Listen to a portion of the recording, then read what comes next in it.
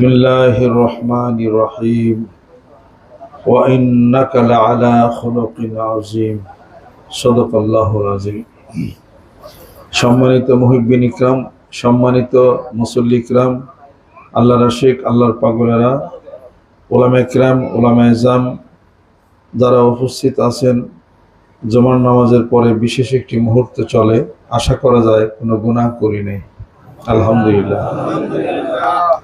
আমি মাঝে মাঝে বসে বসে আল্লাহ পাকের শুকরিয়া আদায় করি, আলহামদুলিল্লাহ বলি এই জন্যে যে এমন নবী যিনি হলেন আল্লাহর বন্ধু, আল্লাহর দোস্ত, তিনি হলেন আখিরি জামানার নবী এবং শেষ নবী, নবীদের নবী, রসুলদের রসুল, এবং যার কথায় আল্লাহ পাক যার আশাকে পূরণ করার জন্য গোটা বিশ্ব পৃথিবীর সব আইন কানুন আল্লাহ পাক উল্টাইছেন।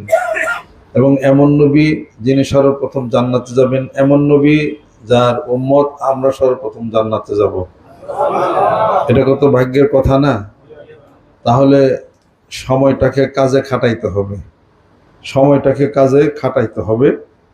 রাসূলের প্রতি মহব্বত, সুন্নতের প্রতি মহব্বত, রাসূলের প্রতি দরুদ ও সালাম পাঠ করা, তেলাওয়াত করা। যেই ব্যক্তি ইহদিনাস সিরাতাল মুস্তাকিম পড়ে, আস্তাগফিরুল্লাহ রাব্বি মিন কুল্লি যামবি ওয়া আতুবু ইলাইহি পড়ে, এবং রাসূল করিম সাল্লাল্লাহু আলাইহি সাল্লাম উপরে দরুদ ও সালাম পাঠ করে, ওই ব্যক্তির দোয়া মহান মাবুদ কবুল করবেনি। তিনটা জিনিস যদি দোয়ার মধ্যে থাকে, লিমা আলাম তুস্তাজাবুদ দোয়া, দোয়া কেন কবুল হয় না? এই কারণের জন্য দোয়া কবুল হয় না। আমরা শুধু দোয়া করি, দোয়া চাই, কিন্তু কিভাবে চাবো এটার নিয়ম আমরা হয়তো অনেকে জানি না। তো ফিরে আসলো, ঘুরে আসলো গত বছর রবিউল আউয়াল মাস, আমরা আল্লাহ পাক আমাদের ভাগ্যে দিছেন, এবারেও ঘুরে আসলো সেই রবিউল আউয়াল মাস। যেই দিনে, যে সময়ে, যে ক্ষণে মরুদুলাল আল্লাহ নবী সাল্লাল্লাহু আলাইহি সাল্লাম মা আমিনার গর্ভ থেকে পৃথিবীতে আসলেন, জন্মগ্রহণ করলেন রবিউল আউয়াল মাসে, এটা হলো তার জন্মদিন। এই দিনটা অবশ্যই খুশির সংবাদ। যারা এই দিনকে সম্মান মনে করে না এবং খুশি মনে করে না, আমিও তাদের প্রতি খুশি হইতে পারি না। এই দিনটাকে সামনে নিয়ে অতিরঞ্জিত কোনো কিছু করা, এটা বিধানে নাই ঠিক, তবে খুশি তো হবে, খুশির কিছু বহিঃপ্রকাশ আপনি করবেন। সুবহানাল্লাহ। আজকে আল্লাহ পাক গোটা বিশ্ব পৃথিবীর জন্য রহমত হিসেবে যাকে পাঠাইলেন, ওমা আরসালনাকা ইল্লা রাহমাতাল লিল আলামিন, সৃষ্টিকুলের জন্য রহমত, আকাশের জন্য রহমত, বাতাসের জন্য রহমত, মানুষের জন্য রহমত, সবার জন্য রহমত। রহমত যেটা, সেটার থেকে দূরে থাকলে গজবি হওয়ার সম্ভাবনা। কথা ঠিক কিনা? যা নাকি রহমত, 10 বছর ধরে একটা সন্তান চাইছেন, হঠাৎ করে আল্লাহ পাক একটা সন্তান আপনার দিছে, দুঃখের সংবাদ? এই খুশির সংবাদ কিনা? বাড়িতে কিছু আয়োজন করবেন কিনা, দাওয়াত খাওয়াবেন কিনা? আমাকে না খাওয়ান, আপনি খান। মিষ্টি কিছু আনবেন কিনা? জোরে কর। হাসি খুশি মারবেন কিনা? কিনলি এত আয়োজন কে কর কো না, 12 বছর পরে আল্লাহ এক সন্তান দিচ্ছে, কি খুশি! একটা সন্তান দিছে, তাতে খুশি হও। আর যিনি নাকি মাফের উসিলা, যিনি তোমার আমার জন্য মদিনাতুল মুনাওয়ারাতে ওখানে শুয়ে চোখের পানি দেওয়া ওই পবিত্র জমিন ভিজাইতেছেন, আর বলতেছেন কি, রব্বি হাবিলি উম্মতি, আমার উম্মতের কি দশা হবে? এই কথা বলে যে কান্দেন এবং হাসরের ময়দানে হাউজে কাউসার থেকে পানি পান করে জান্নাতে নিবেন, তার জন্যে মহব্বত, ভালোবাসা দিয়ে দুরূদ ও সালাম পাঠ করা যাবে না? এবং আল্লাহ পাক এই রহমত আল্লাহ পাক দিছেন আমাদেরকে পৃথিবীর বুকে, এটা কি খুশির সংবাদ না? তাহলে দিনটা, সময়টা, এটা কি খুশি না? এটা বসে দরুদ ও সালাম পড়ে, জিকির আজকার করে একটা মানুষকে দাওয়াত দেই, এই সবাই একসাথে মিলে একটা আলোচনা করি, এটা সময়টা অসুবিধা কি আছে?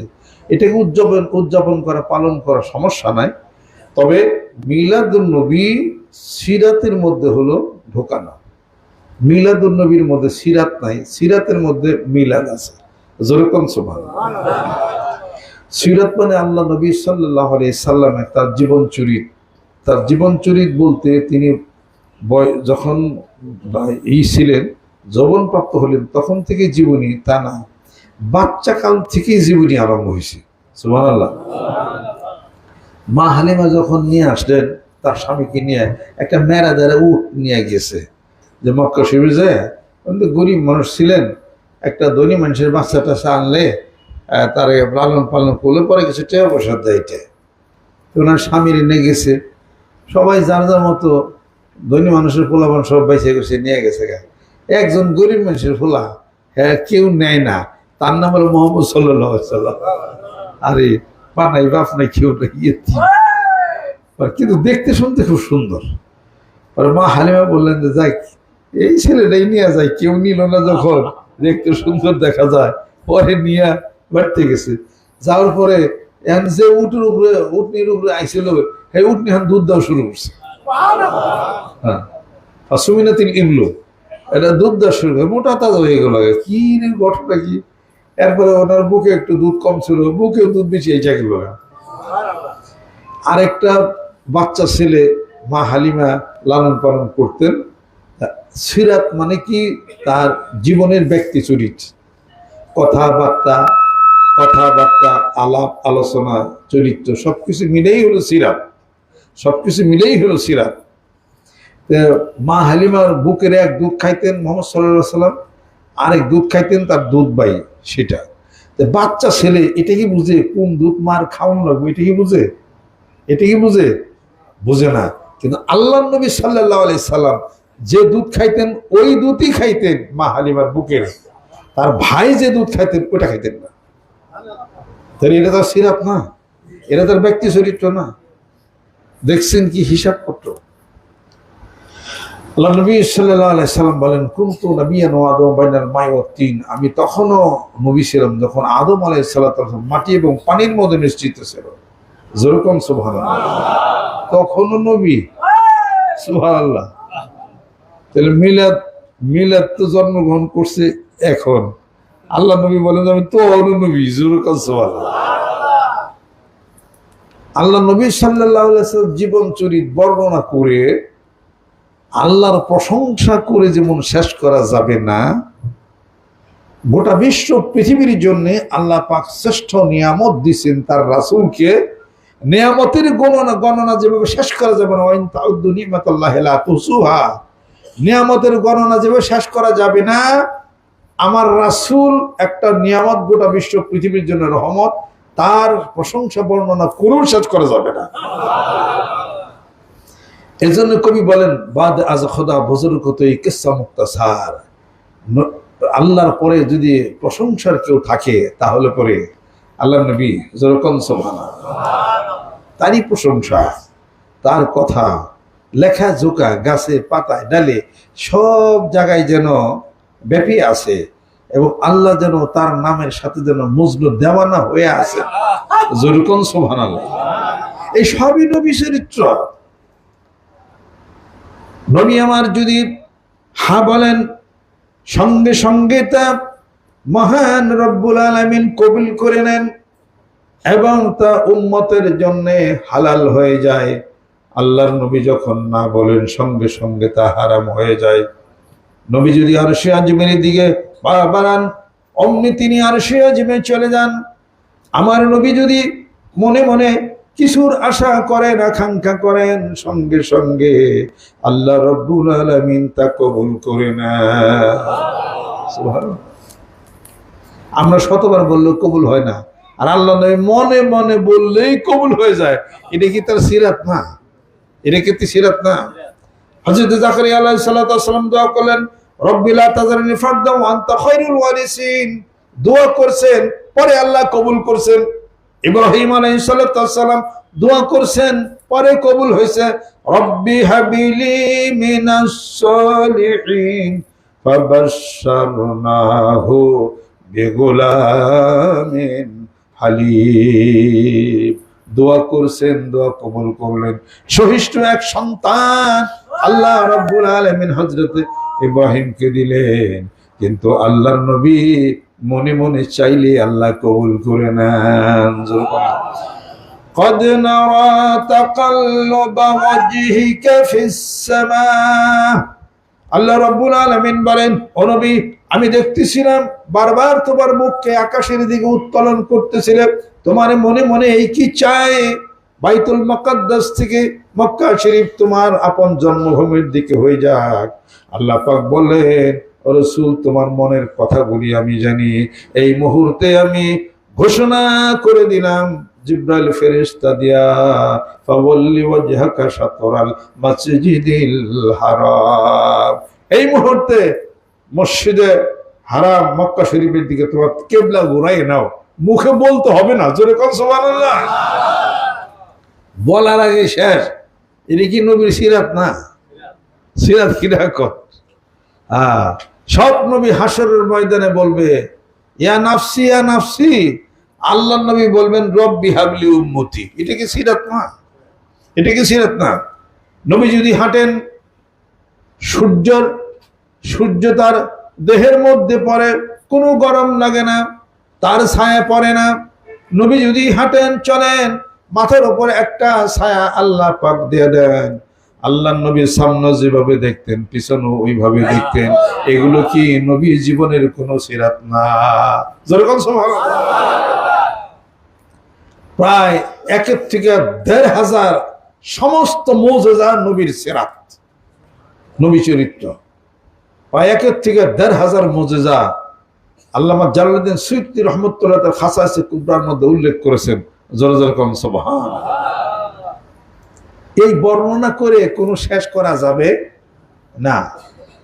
মিলাদ বর্ণনা করে শেষ করা যাবে, সিরাত বর্ণনা করে শেষ করা যাবে না। মিলাদ তো শুধু জন্মগ্রহণ করেছেন, তবুও এই জন্মগ্রহণের মধ্যে সাধারণ মানুষের জন্মগ্রহণের মতো নয়।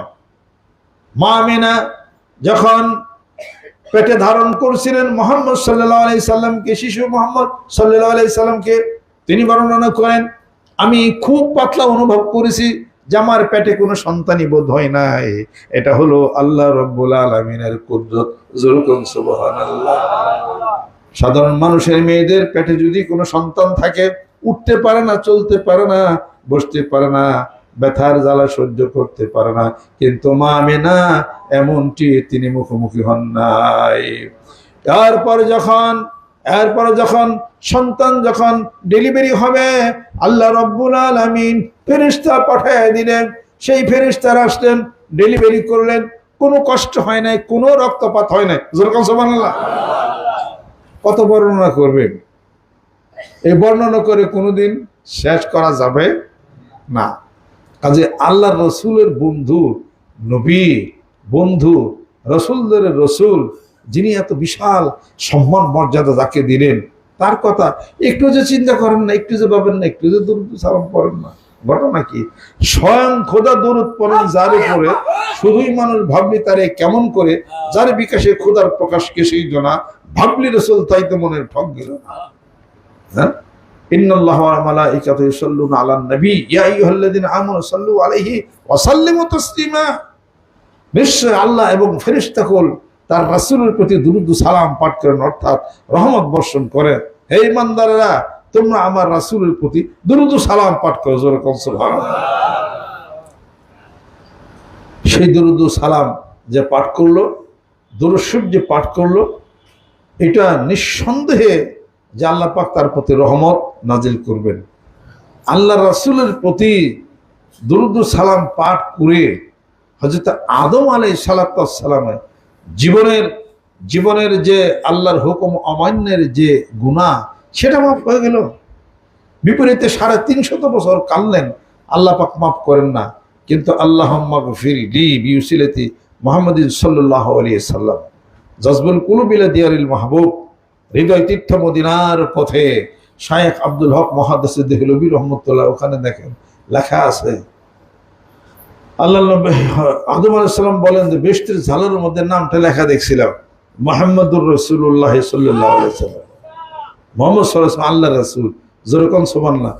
ফেরেশতাদের জিজ্ঞাসা করছে এই নামটা কার? আল্লাহর সাথে কয়টা আল্লাহর দোস্ত। আর এই জন্যে আমি আল্লাহর দোস্তের নাম ধরে বলতেছি, আল্লাহ মাফ করে দেওয়া আমার আর হাওয়ারে। আল্লাহ বলছিলেন যে আদম এই দোয়া করো, যদি কোনোদিন আমার দরিয়ায় মাফের দরিয়ায় যদি ধাক্কা লাগে তাহলে ক্ষমা করে দিব। দোয়াটা হলো এই, রব্বানা যালামনা আনফুসানা ওয়া ইল্লাম তাগফির লানা ওয়া তারহামনা লানাকুনান্না মিনাল খাসিরিন।